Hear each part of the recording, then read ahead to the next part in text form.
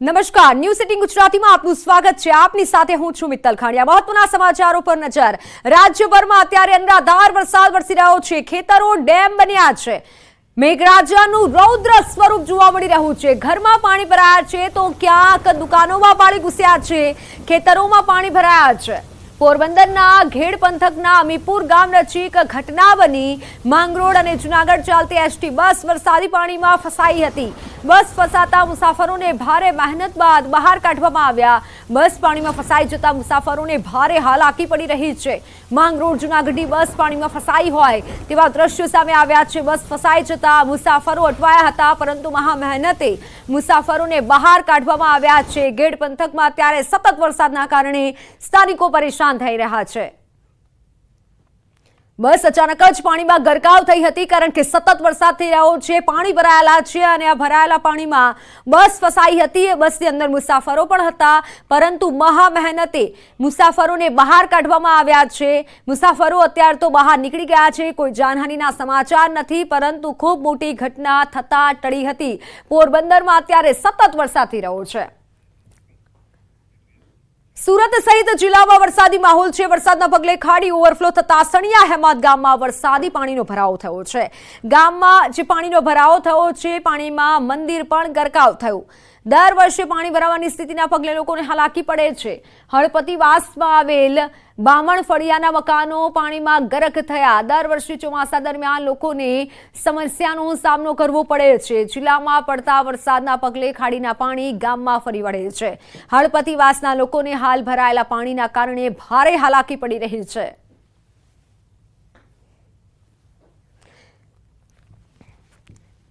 સણિયા હેમાદ ગામના દ્રશ્યો છે કે જ્યાં આખું ગામ બેટમાં ફેરવાયું છે।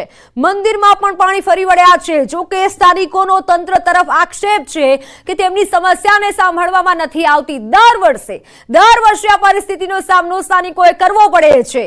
વરસાદના પગલે ખાડી ઓવરફ્લો થતા તમામ પાણી આ ગામમાં ફરી વળ્યા હતા। મંદિર પણ પાણીમાં ગરકાવ થયું હોય તેવું જોવા મળી રહ્યું છે।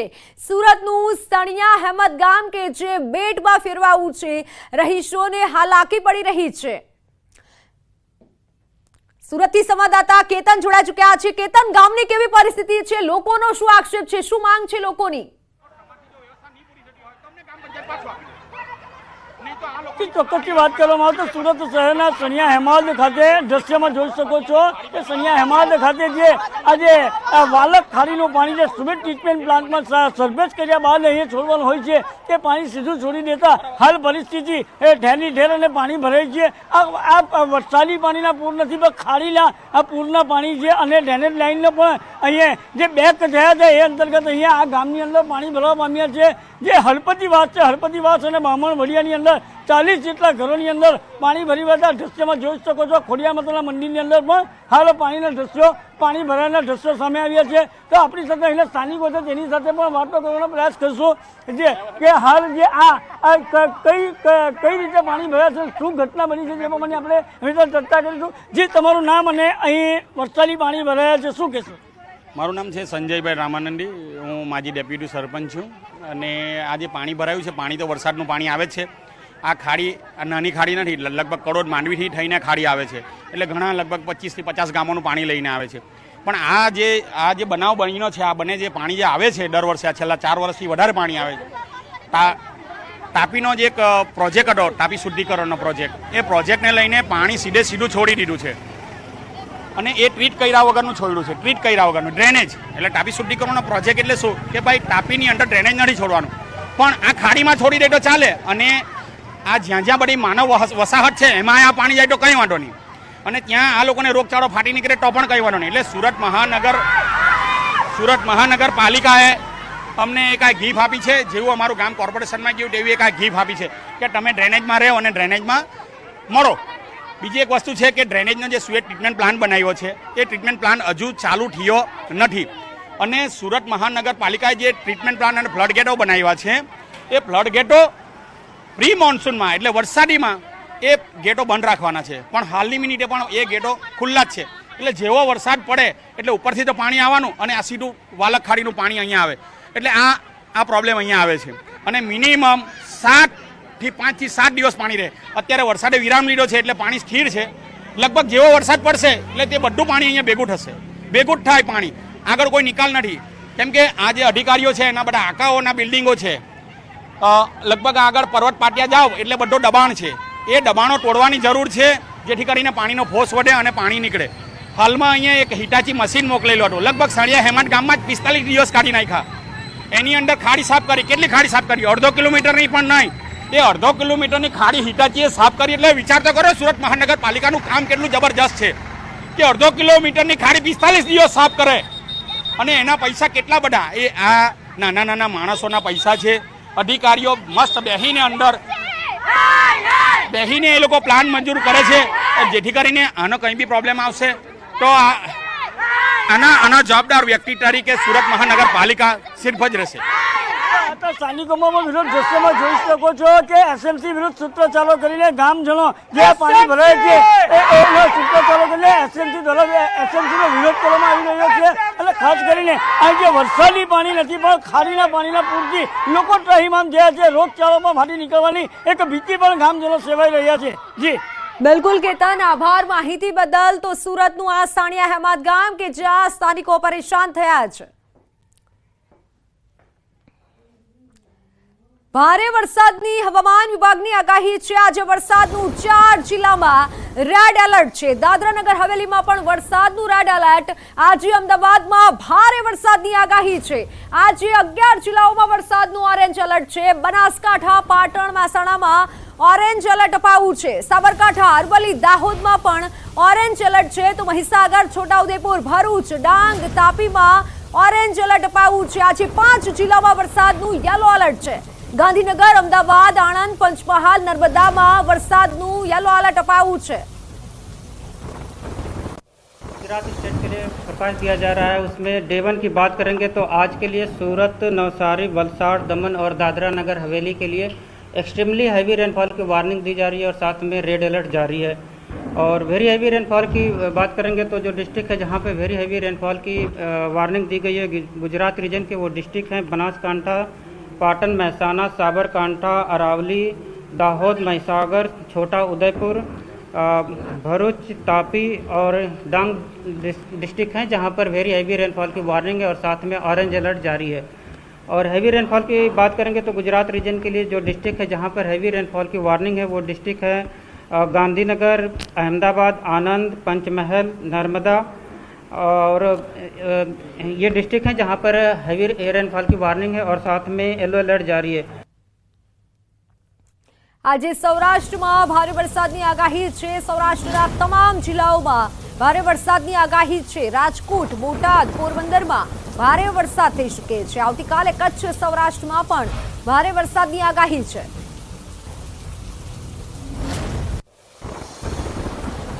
सौराष्ट्र रीजन की बात करेंगे तो आज के लिए सौराष्ट्र रीजन के सारे डिस्ट्रिक्ट कवर हैं जहां पर वेरी हैवी रेनफॉल की वार्निंग है. और राजकोट और बोटा और पोरबंदर के लिए हैवी रेनफॉल की वार्निंग है और साथ में येलो अलर्ट जारी है. और डे 2 के लिए सौराष्ट्र और कच्छ रीजन के सारे डिस्ट्रिक्ट कवर हैं जहां पर हैवी रेनफॉल की वार्निंग है और साथ में येलो अलर्ट जारी है. और थंडरस्टॉर्म में वार्निंग की बात करेंगे तो डे 1 से लेकर डे 4 के लिए गुजरात स्टेट के सारे डिस्ट्रिक्ट कवर हैं जहां पर थंडरस्टॉर्म की वार्निंग है. और फिशरमैन वार्निंग की बात करेंगे तो फिशरमैन वार्निंग डे 1 से लेकर डे 5 तक फिशरमैन की वार्निंग दी गई है और पूरे गुजरात कोस्ट के लिए. આવતીકાલે પણ ભારે વરસાદની આગાહી છે. બનાસકાંઠા, ડાંગમાં ભારે વરસાદની આગાહી છે. નવસારી, વલસાડ, તાપીમાં ભારે વરસાદની આગાહી છે. દમણ, દાદરાનગર હવેલીમાં પણ ભારે વરસાદ થઈ શકે છે. डिस्ट्रिक्ट है जहां पर वेरी हैवी रेनफॉल की वार्निंग है वो डिस्ट्रिक्ट है बनासकांठा, सूरत, डांग, नवसारी, वलसाड़, तापी, दमन, दादरा नगर हवेली और साथ में ऑरेंज अलर्ट जारी है. और इसके अलावा जो डिस्ट्रिक्ट है गुजरात रीजन के वो सारे डिस्ट्रिक्ट कवर हैं जहां पर हैवी रेनफॉल की वार्निंग है और साथ में येलो अलर्ट जारी है. 4 જુલાઈએ ભારે વરસાદની આગાહી છે. પંચમહાલ, વડોદરા, ડાંગમાં ભારે વરસાદની આગાહી. છોટાઉદેપુર, સુરત, નવસારીમાં ભારે વરસાદ થઈ શકે છે. વલસાડ, દમણ, દાદરાનગર હવેલીમાં ભારે વરસાદની આગાહી. डे 3 की बात करेंगे तो डे 3 के लिए पंचमहल, बड़ोदरा, छोटा उदयपुर, सूरत, डांग, नवसारी, वलसाड़, दमन और दादरा नगर हवेली डिस्ट्रिक्ट शामिल है, जहां पर हैवी रेनफॉल की वार्निंग है और साथ में येलो अलर्ट जारी है। 5 जुलाईए भारे वरसादनी आगाही છે। ગાંધીનગર, અરવલ્લી, ખેડામાં ભારે વરસાદની આગાહી છે। અમદાવાદ, મહીસાગર, નવસારીમાં પણ ભારે વરસાદની આગાહી। વલસાડ, દમણ, દાદરાનગર હવેલીમાં ભારે વરસાદ થઈ શકે છે।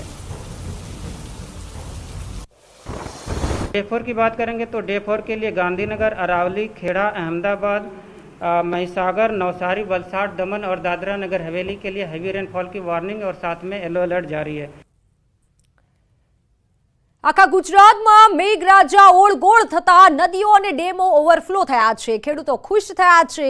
આખા ગુજરાત પર મેઘરાજા મહેરબાન થતા ચારે તરફ જળબંબાકારની સ્થિતિનું નિર્માણ થયું છે। સુકી ભટ્ટ નદીઓ જીવંત બની છે, ગાંડીતુર બની ગઈ છે, ડેમો ઓવરફ્લો થઈ ગયા છે। રાજ્યભરના મોટા ભાગના ડેમો ઓવરફ્લો થઈ ગયા છે।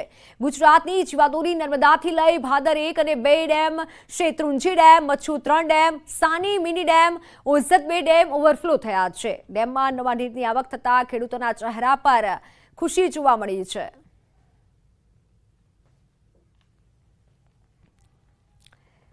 તો મોરબીમાં બ્રાહ્મણી 2 ડેમના 5 દરવાજા 0.3 મીટર જેટલા ખોલાયા છે। હળવદના સુરસ્વાવ નજીક આવેલ છે બ્રાહ્મણી 2 ડેમ।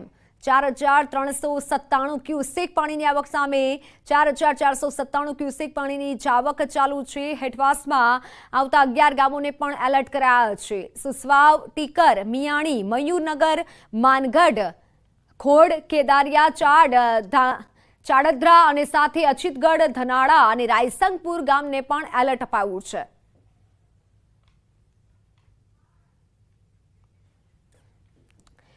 તો પોરબંદરના દરિયામાં ભારે કરંટ જોવા મળ્યો છે। પોરબંદરના દરિયામાં પવન સાથે ઊંચા મોજા ઉછળ્યા। પોરબંદરમાં હવામાન વિભાગ દ્વારા આજે પણ ઓરેન્જ એલર્ટ અપાયું છે। ગત રાત્રિથી જિલ્લામાં વરસાદે વિરામ લીધો છે।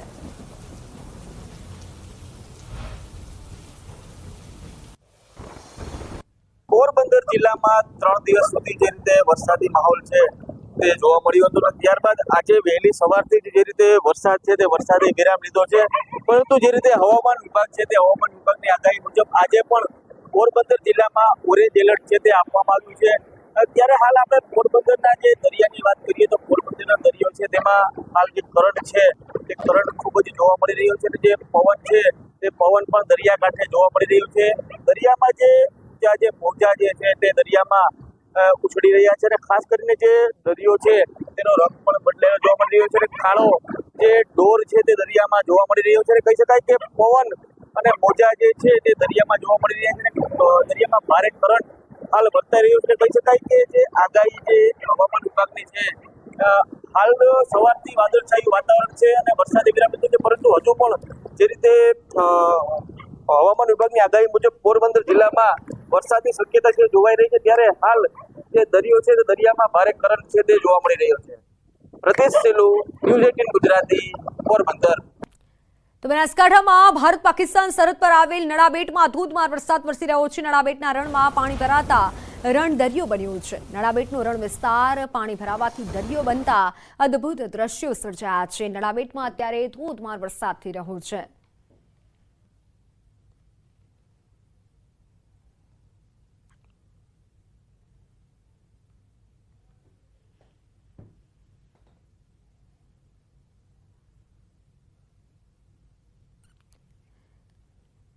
નડાબેટના દ્રશ્યો છે કે જ્યાં રણમાં દરિયો જેવા દ્રશ્યો સર્જાયા છે। દરિયો બન્યો હોય તેવું લાગી રહ્યું છે, કારણ કે આ રણ વિસ્તાર છે, પરંતુ વધુ વરસાદના કારણે પાણી ભરાયા છે અને જાણે કે દરિયો જ હોય તેવું લાગી રહ્યું છે।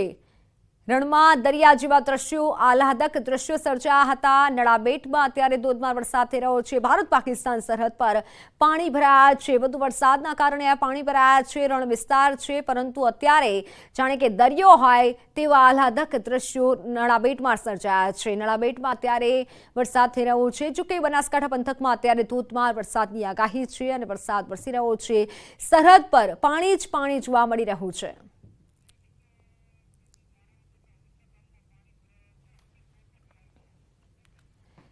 તો માણાવદરમાં ઓસા ગામમાં જે પાણી ભરાયા છે, માંગરોળનું ઓસા ગામ કે જ્યાં પાણી ભરાયા છે, મારી સાથે સંવાદદાતા અંકિત જોડાઈ ચૂક્યા છે। અંકિત, ગામમાં કેટલા પાણી ભરાયા છે, લોકોને કેટલી હાલાકી?